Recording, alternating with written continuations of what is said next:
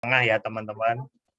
Dan pada kesempatan ini kami mencoba men-sharing-kan apa yang kami alami ya dalam pernikahan kami.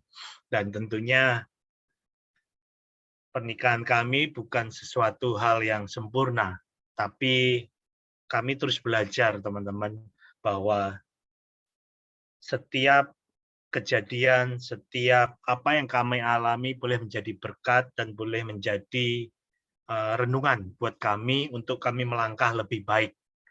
Dan pada kesempatan malam hari ini, kami mencoba men-sharing-kan tentang apa yang kami pernah sampaikan di radio kemarin, di Good News. Tentunya tidak semua teman-teman bisa mendengarkan, mungkin ada sesuatu hal yang berhalangan ataupun sesuatu hal yang tidak bisa sampai mendengarkan. Dan kami mencoba men-sharing-kan kehidupan yang kami alami. Pada kesempatan malam hari ini kami men-sharing-kan tentang hubungan suami istri, yaitu suami istri menjadi sebagai partner yang seimbang. Dan saya mulai dengan membaca dari 1 Petrus 3 ayat 7. Ini kami ambil dari kitab Bahasa Indonesia Sehari-hari. Dan kalian juga suami-suami hendaklah hidup dengan penuh pengertian terhadap istrimu dan dengan kesadaran bahwa mereka adalah kaum yang lemah. Perlakukanlah mereka dengan hormat, sebab mereka bersama-sama dengan kalian akan menerima anugerah hidup yang sejati dari Allah. Lakukanlah ini supaya tidak ada yang menghalangi doamu. Ya, teman-teman, tadi kita melihat, mendengarkan bahwa ada kata partner ya. Nah, teman-teman, kata partner ini kalau kita ambil dalam Kamus Besar Bahasa Indonesia, diartikan sebagai orang atau badan usaha atau apapun itu dari dua pihak yang berbeda, kemudian bekerja sama karena saling membutuhkan atau melengkapi dalam suatu kegiatan, mitra, pasangan. Nah, teman-teman, jadi partner ini adalah dua pihak yang berbeda, tetapi memiliki kepentingan bersama dan saling membutuhkan. Nah, kadang-kadang kita sebagai suami istri ini kita mendengarkan prinsip dalam MOU, dalam retreat, bahwa kita mempunyai tanggung jawab masing-masing. Tetapi dalam kehidupan kita sehari-hari, kadang-kadang kita berusaha untuk mengambil peranan pasangan kita karena masalah waktu, karena masalah biar cepat, karena masalah tidak pengen konflik, kepingin segalanya praktis. Nah, ketika kita mengambil peranan pasangan kita, kita sudah melakukan suatu usaha untuk kita merusak hubungan antara pasangan kita. Dan kita sudah melihat atau kita sudah mendengar bahwa ketika kita sudah menjadi pasangan suami istri, itu kita sudah menjadi satu kesatuan. Ya, dasar dari suami istri menjadi partner yang seimbang, yang pertama adalah pernikahan adalah sebuah perjanjian atau covenant. Nah, di dalam kata covenant ini kita sudah mengerti betul bahwa di mana suami atau istri ini kan mengucapkan janji nikah kita di hadapan Tuhan, di hadapan jemaat, untuk tetap setia, saling melayani dalam situasi apapun. Di dalam covenant ini Allah setia sebagai pemelihara perjanjian atau covenant keeper dan sekaligus pemprakarsa perjanjian itu. Kemudian Allah juga akan memampukan kita untuk memelihara perjanjian yang sudah kita ikrarkan bersama-sama. Meskipun kadang-kadang kita ini cenderung untuk mengingkari, cenderung untuk tidak setia.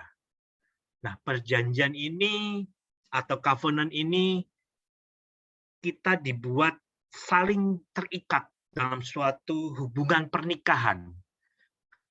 Suami dan istri terikat dalam perjanjian yang wajib untuk mengusahakan kelanggengan hubungan antara suami dan istri.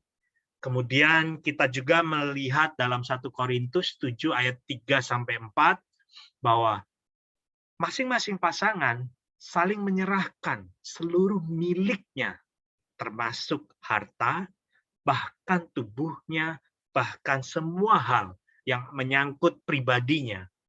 Kita serahkan kepada pasangan kita. Kita serahkan pada satu hubungan, satu ikatan. Kemudian melalui perjanjian juga berarti bahwa kehidupan pribadi kita harus mati. Sekarang bukan lagi aku atau me, melainkan prioritas kita adalah we atau kita. Ya. Kalau melihat dari covenant ini, kita mungkin saya sama Awang itu punya di awal pernikahan kita 15 tahun yang lalu sebelum itu, kita mendengar dan ikut retreat MOU ya.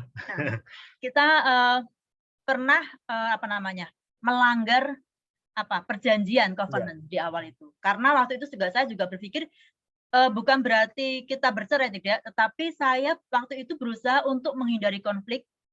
Dan saat itu saya juga sempat bicara sama mertua saya bahwa saya waktu itu kita masih di Kalimantan gitu kan. Nikah kita ke Kalimantan, saya sempat bilang sama mertua saya bahwa saya akan pulang ke Jawa. Saya bilang daripada konflik terus-terusan, hubungan juga nggak baik gitu kan. Saya bilang, Bu, saya minta izin saya pulang ke Jawa. Loh, kamu kan baru nikah? Iya, Bu. Biar Awang biar di sini di Kalimantan, saya yang pulang. Saya waktu itu bilang gitu. Saya tidak mempunyai bayangan bahwa itu akan menjadi konflik yang baru waktu itu ya. Saya hanya berpikir bahwa saya menghindari konflik yang lebih jauh gitu. Daripada setiap hari kita bertengkar, saling menyakiti satu dengan yang lain gitu. Dan ketika waktu itu MOU pertama kali, ketika saya tahu tentang arti covenant itu, jujur saya waktu itu terpukul gitu ya. Loh, ternyata apa yang saya pernah lakukan dulu itu salah gitu ya. Saya berusaha untuk tidak memperbaiki dengan Awang bersama-sama, tetapi saya mengambil sikap sendiri. Saya mau melepaskan. Kalau dulu kan kita diajarkan kayak di dalam rantai ya, satu ikatan di dalam rantai gitu. Saya mau keluar dari rantai itu dan Awang di dalamnya gitu. Saya nggak punya pikiran bahwa itu menimbulkan masalah yang baru di kemudian hari. Nah itu, tapi bersyukurnya waktu itu mertua saya bilang, loh, kalau kamu pulang ke Jawa, Awang juga harus ikut gitu. Saya bilang, oh nggak usah Bu, biar saya sendiri aja gitu. Tetapi mertua saya bilang sedikit memaksa bahwa kalau kamu pulang, Awang biar ikut gitu. Dan akhirnya kami berdua sama-sama pulang waktu itu dalam pikiran saya bahwa kalau hidup saya antara saya dan istri saya itu terpisah dengan jarak, dengan waktu, saya berpikir ini akan menjadi masalah di kemudian hari. Dan kami mencoba untuk sepakat bahwa oke, kamu kalau ingin pulang ke Jawa, saya ikut. Saya mencoba untuk membenahi apa yang salah terhadap diri saya. Saya mencoba untuk mengevaluasi kira-kira permasalahan saya itu apa sih sebenarnya gitu. Dan di saat kami datang di Jawa itu, saya mencoba mencari apa sih permasalahan yang kami hadapi. Waktu itu kami belum mendengar tentang Moment of Unity. Saya waktu itu ikut kegiatan di dalam gereja, saya dipulihkan di dalam gereja dan ikut dalam pencurahan Roh Kudus, saya ikut puasa selama 14 hari dan saya menambahkan diri untuk puasa 7 hari. Dan di saat itu, saya benar-benar merasakan bahwa permasalahan sebenarnya bukan pada istri saya. Permasalahan yang terjadi adalah diri saya. Saya mendapati bahwa ada luka hati yang belum saya selesaikan. Dan melalui beberapa kegerakan-kegerakan dan ujung-ujungnya adalah moment of unity, saya mencoba ketika, oh iya, saya merasa mengevaluasi bahwa diri saya yang bermasalah. Bahwa saya sebagai kepala keluarga seharusnya menjadi pelindung, seharusnya menjadi penyembuh buat istri saya, seharusnya menjadi penjaga, seharusnya menjadi imam, seharusnya menjadi nabi buat keluarga saya. Dan semuanya itu tidak saya lakukan. Yang ada adalah kepentingan saya, hobi saya itu suka waktu itu kumpul dengan teman tentang motor, tentang jalan-jalan dengan biker gitu ya di Kalimantan dan lain-lain gitu ya. Kemudian komunitas-komunitas tentang hobi saya waktu itu adalah saya punya satu tim, kami bermain satu permainan yang sampai permainan online yang sampai juara dan lain-lain. Dan itu kepentingan istri saya abaikan. Akhirnya saya menyadari permasalahan adalah diri saya. Dan kami mencoba untuk memperbaiki, dan kami mencoba untuk satu step bahwa apa yang saya alami, oh iya, bahwa pernikahan yang kami alami adalah pernikahan yang sakramen, sakral, kudus, dan kita bersyukur bahwa kita menganut sistem monogami ya. Kalau di luar sana, saudara sepupu kita kan bisa ya bisa mengambil berbagai teman hidup yang banyak gitu ya. Yang saya bersyukur bahwa saya mempunyai prinsip kebenaran di dalam Kristus, bahwa pernikahan kita dilambangkan seperti Kristus dan jemaat. Satu lambang yang simbol yang sangat sempurna sekali, bahwa ketika sebagai kepala keluarga, saya harus melambangkan kasih Kristus, saya harus menghadirkan kasih Kristus dalam keluarga. Memang tidak mudah, teman-teman. Butuh suatu usaha yang lebih lagi, terutama ketika saya memiliki luka hati yang belum terselesaikan di waktu itu, bahwa saya mencoba untuk membenahi diri saya sendiri satu demi satu. Butuh suatu proses yang sangat panjang untuk saya bisa berkata maaf, butuh suatu proses yang panjang untuk saya bisa berbesar hati menerima kritikan, butuh suatu proses yang panjang untuk saya bisa menerima masukan-masukan, di mana sebelumnya saya sangat anti sekali terhadap kata-kata itu. Di mana saya adalah seorang yang ibaratnya otoriter, ya, mau menang sendiri, ya, tidak menerima masukan yang benar adalah saya, ya, itu saya yang dulu. Dan ketika kami mengalami proses itu demi proses, saya sangat bersyukur bahwa saya berada dalam komunitas yang baik, komunitas yang benar, yang selalu mensupport kami berdua, yang selalu mendukung kami berdua, yang selalu melihat blind spot kami, di mana ketika kami tidak melihat itu, teman-teman senior-senior maupun pembina-pembimbing kami selalu memperlihatkan hal itu. Dan ketika kami dipulihkan demi pemulihan, kami semakin memantapkan diri bahwa pelayanan yang kami ambil ini benar. Pelayanan kami ambil ini tepat. Dan kami merasa bahwa kehidupan kami bukan sesuatu yang dibanggakan waktu itu ya. Kehidupan kami bukan sesuatu yang sempurna, tapi itu menjadi kesaksian bahwa ketika ada pasangan-pasangan di waktu usia pernikahan yang sama dan mengalami hal-hal yang sama yang kami alami, kami mencoba menjadi men-sharingkan pengalaman kami. Dan ternyata mereka mengalami hal yang serupa. Walaupun permasalahan yang berbeda, tapi ketika mereka men-sharingkan, ternyata kita sama, Pak. Ternyata, oh iya, kita memiliki permasalahan yang mirip. Dan ketika kami men-sharingkan pengalaman kami, secara nggak sadar, teman-teman, ada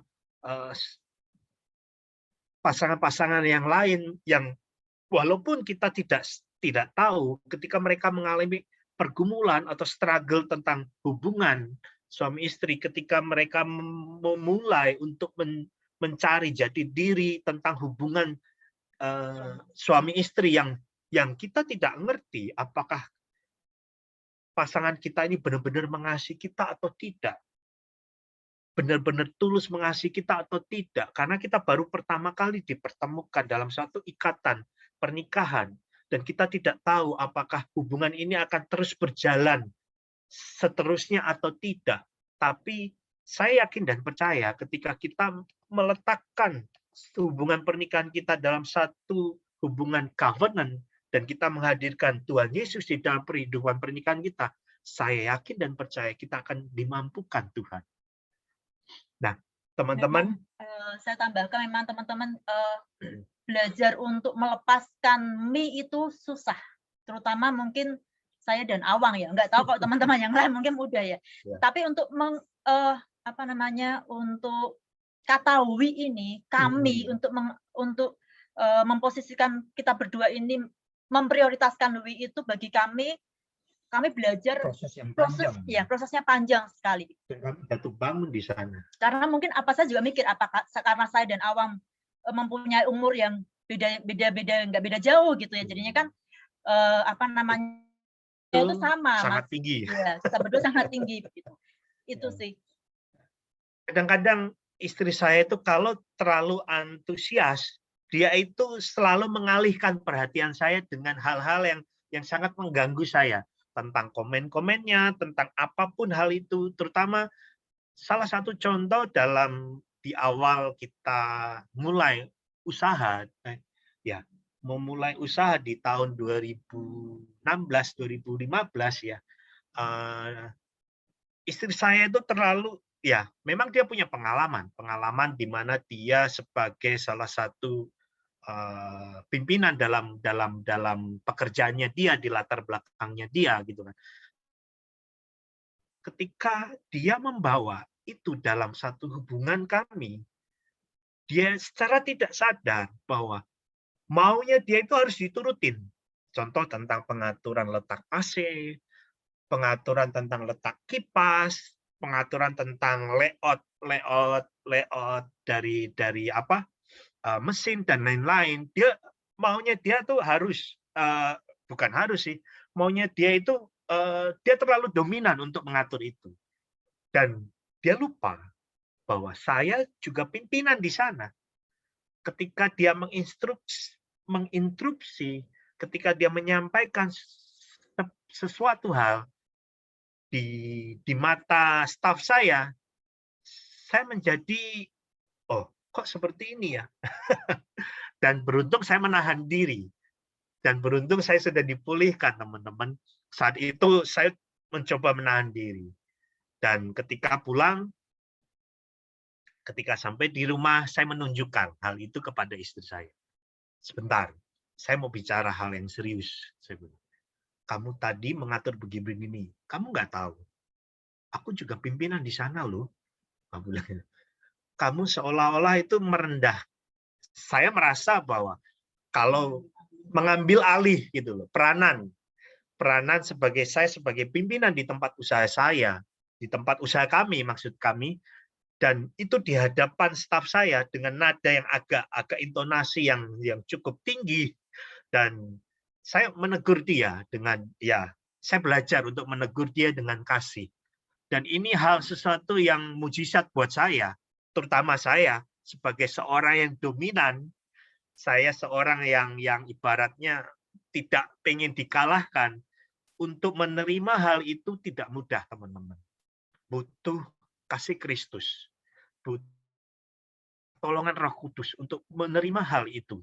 Nah, teman-teman, hal yang dasar yang ketiga adalah tanggung jawab. Peran dan tanggung jawab dalam pernikahan suami istri memiliki peran tanggung jawab dalam pernikahan. Dan